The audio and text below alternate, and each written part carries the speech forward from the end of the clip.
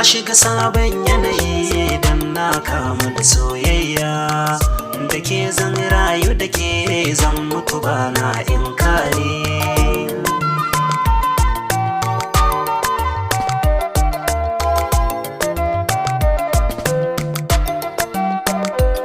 So tun san da ya ɗarsa a rai na je na cikin sabon yanayi, duk wani sashi na cikin jikina komai yayi sauyi.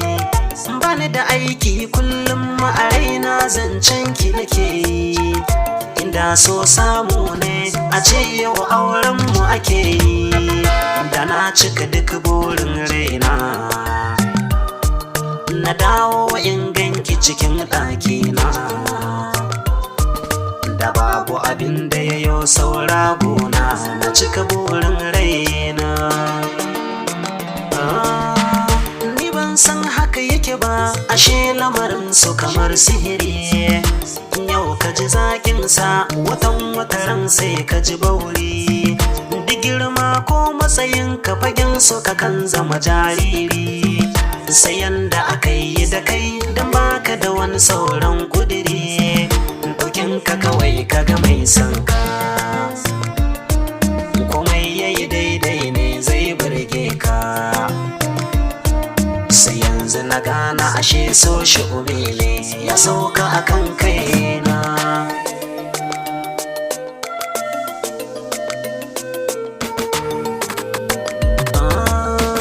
Dalilin so sanadin ƙauna na zama bani da ra'ayi, ina so ba na so abinda ta ce shi ne za a yi. Kullum burin da nake inganta cikin sabon yanayi, ta samu nishaɗi ta yi fara'a a ranta yayo sanyi, da na ji kamar an yi mun wahayi. Aljanna a ce an ban babu tsumaye, ranar zan san na tabbata masoyi ga wacce nake ƙauna.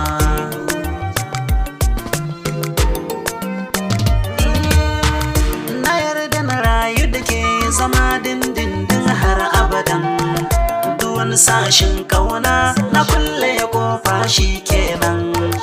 Sauran mata ku yi haƙuri, ƙarshen magana kenan.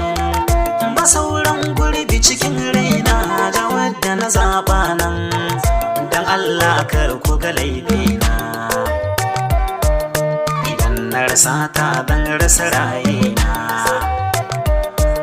da ita kadai zan zauna zan rayu har ranar ƙarshe.